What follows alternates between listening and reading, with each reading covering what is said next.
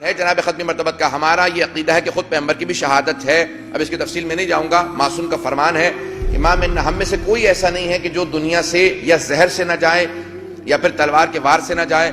تو ختمی مرتبت کو بھی حجت الوداع سے واپسی پہ زہر دیا گیا. عزیزان گرامی اب اس کی تفصیل میں میرا یہاں پہ موضوع نہیں کہ میں اس کی تفصیل میں جاؤں، لیکن عزیزان گرامی ائمہ علیہ السلام نے فرمایا کہ جب آپ کو وہ زہر دے دیا گیا اور پیغمبر نے خبر دے دی کہ مجھے زہر دے دیا گیا ہے، اب آپ سے میں سوال کروں گا کہ وہ جو پیغمبر اسلام کی سب سے محبوب ہستی ہیں جناب فاطمہ الزہرا، ان کے دل پہ کیا گزر رہی ہوگی جن کو پیغمبر نے راستے میں خبر دی اور ازواج کہتی ہیں رسول خدا کی کہ پورے راستے پھر سیدہ روتی چلے آئیں. کسی بیٹی کے لیے باپ کی شہادت کی خبر برداشت کرنا بہت مشکل ہوتا ہے. میں نے ایک جملہ 2-3 شب پہلے پیش کیا تھا جناب ابراہیم کا کہ جب خلیل خدا سے بھی سوال کیا جناب جبرائیل نے کہ اے اللہ کے خلیل، اللہ نے آپ کو اپنا دوست کہا ہے، کوئی حسرت ہے؟ کہا ایک حسرت ہے. کیا کون سی حسرت ہے؟ کہا کاش اللہ مجھے ایک بیٹی دے دیتا کیونکہ باپ کے جنازے کی زینت بیٹیاں ہوا کرتی ہیں. جس طرح سے بیٹیاں روتی ہیں ویسے کوئی نہیں رو سکتا. آج میں تفصیل سے مسائل کو پیش کرنا چاہتا ہوں. اگر 15-20 منٹ مسائل کے لیے لوں تو کوئی رونے میں بخل نہ کرے. آج کوئی تھک کے نہ روئے. آج کائنات کی رحمت کی شب شہادت ہے، شب وصال ہے. تب جناب سیدہ سے متعلق سوچئے گا. ختمی مرتبت نے کہا، کیا فرمایا جناب ختمی مرتبت نے؟ کہا سیدہ مجھ سے سب سے پہلے آپ آ کے ملے گی. بی بی نے کہا اب میں نے آنسوؤں کو خشک کر لیا بابا، مجھے آپ کی جدائی کا غم تھا کہ آپ سے جدا ہو رہی ہوں. اب مجھے کوئی غم نہیں، میں آپ سے قریب جلدی آ جاؤں گی. عزیزان گرامی اب ذرا تصور کیجئے گا، میں تمہید جو جملے پیش کرنا چاہتا ہوں. جناب سیدہ کو جب خبر دی نا پیغمبر اسلام نے مجھے زہر دے دیا گیا ہے، تو بار بار جناب سیدہ قریب آتی. کہا بابا آپ کے سینے میں تکلیف ہوگی، زہر دے دیا گیا ہے. کہا بیٹی جب زہر دے دیا جاتا ہے نا تو کلیجے میں تکلیف ہونے لگتی ہے. عزیزان گرامی پھر پیغمبر اسلام نے دونوں نواسوں کو دیکھا. کہا میری لخت جگر تمہیں ان دونوں کا غم دیکھنا ہوگا. کہ روز قیامت جب تم تشریف لاؤ گی نا میدان محشر میں، بیٹی ایک کا جگر نظر آئے گا، دوسرے کی رگیں نظر آئیں گے. اب پیغمبر کیسے خبر دے رہے ہوں گے بیٹی کو؟ کہ ایک کا جگر نکلتا نظر آئے گا، آج رات جگر کی ہے نا، کہ دوسرے کی رگیں کٹتی نظر آئیں گی. بی بی نے بہت تڑپ کے یاد کیا، دونوں بیٹوں کو دیکھا.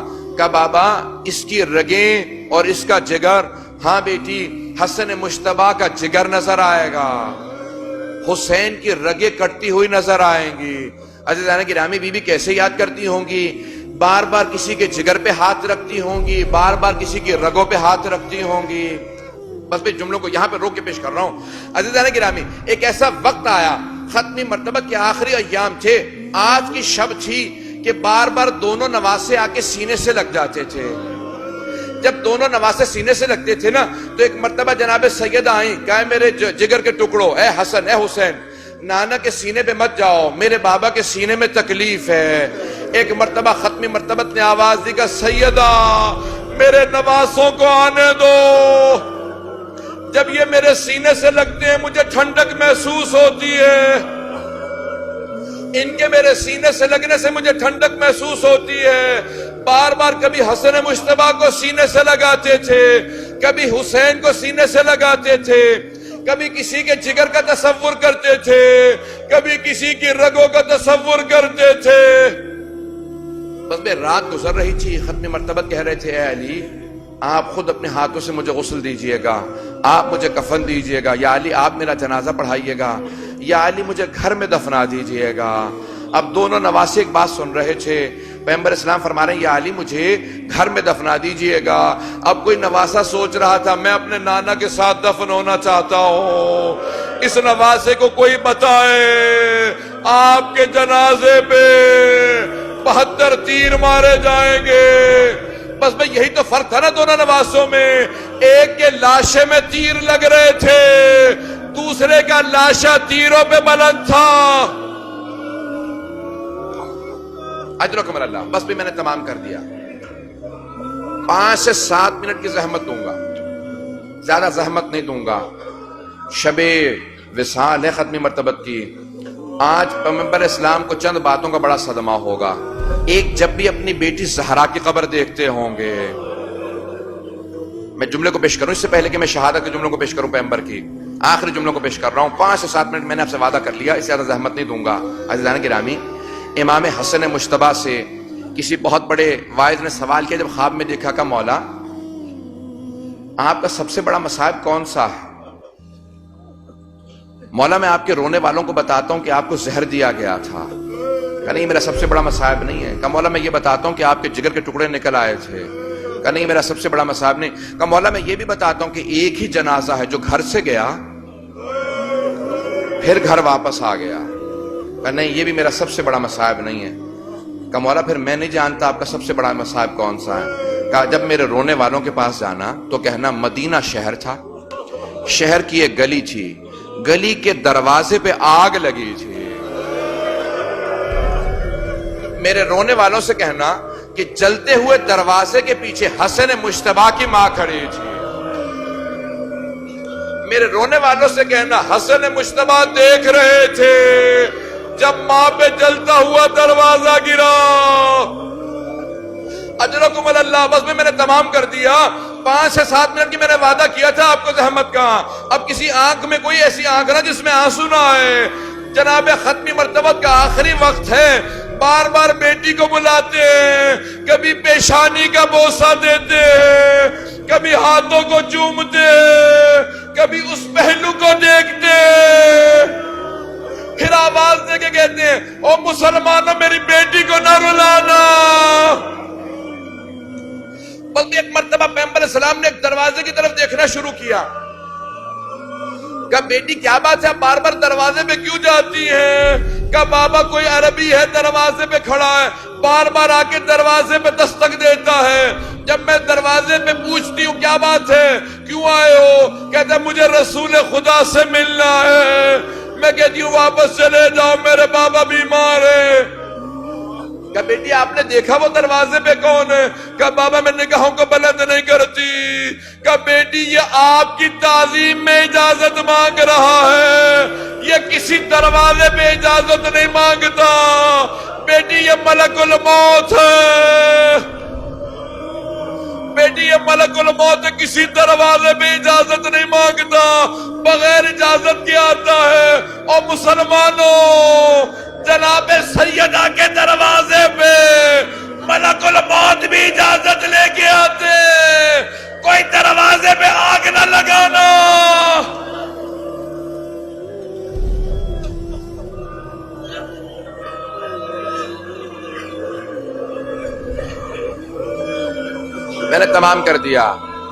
میں نے تمام کر دیا، بس بھی آخری جملوں کی زحمت دوں گا۔ عزیزان گرامی، آخری لحظات ختمی مرتبت کے بار بار اپنی بیٹی کو پکارتے ہیں، بار بار بیٹی کو قریب بلاتے ہیں، پھر وصیتیں کرتے ہیں کہ یا علی میرے بعد میری بیٹی کا خیال رکھنا۔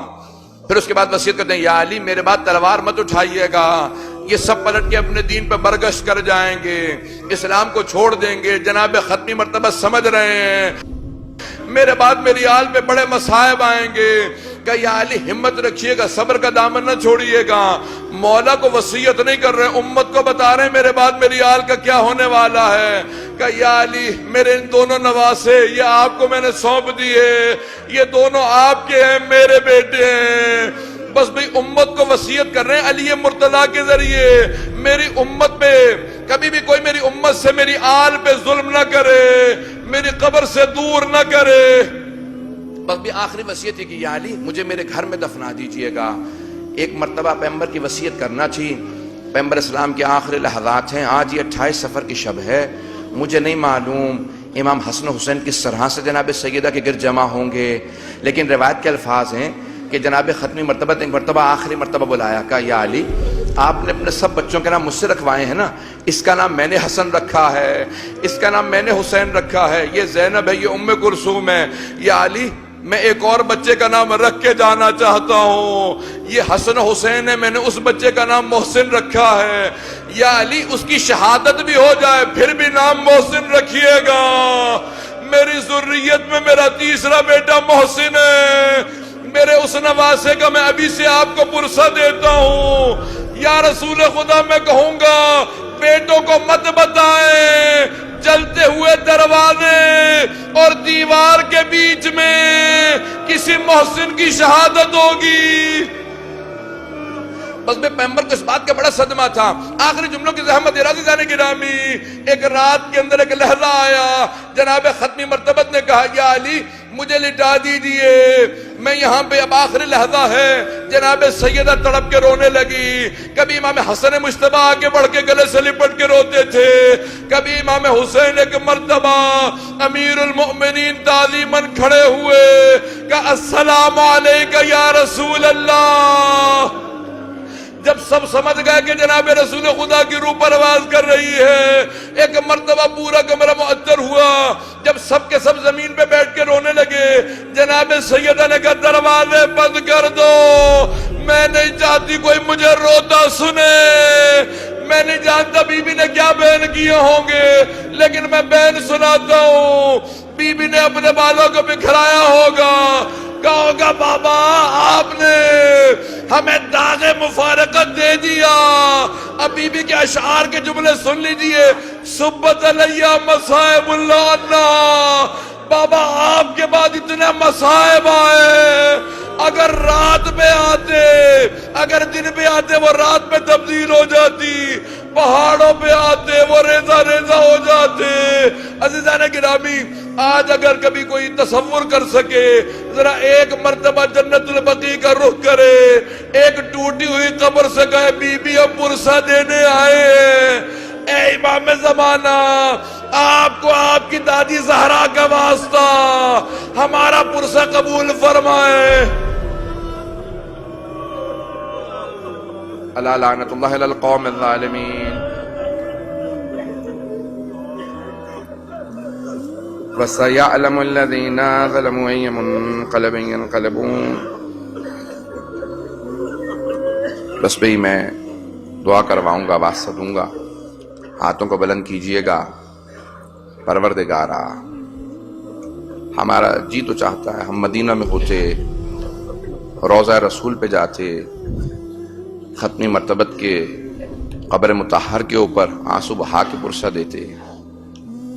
پروردگارا، جنت البقیع میں جاتے، وہاں پہ ان کی آل کو پرسہ پیش کرتے. پروردگارا،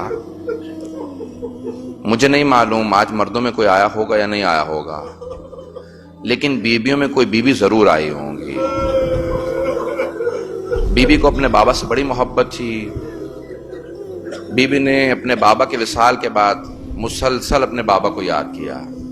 کہا بابا زندگی میں تو آپ نے ہماری بھوک بھی برداشت نہیں کری، بابا ذرا آ کے دیکھیے ہمارے پہ کیا کچھ ظلم ہو گیا. لیکن میں ایک مرتبہ جملہ کہوں گا، یا رسول اللہ آپ کی عظمتوں کو سلام ہو. بڑی تعظیم سے امیر المؤمنین نے آپ کا جنازہ پڑھایا، بڑے اہتمام کے ساتھ غسل و کفن کا اہتمام کیا. خود سے امیر المؤمنین نے جنازہ پڑھایا اور خود سے اہتمام کیا. قبر مطہر کے اندر جسد مطہر کو امیر المؤمنین نے قبر میں اتارا. لیکن یا رسول اللہ ذرا ایک مرتبہ کربلا میں آ کے دیکھیے، آپ کے ایک نواسے کا لاشا پڑا.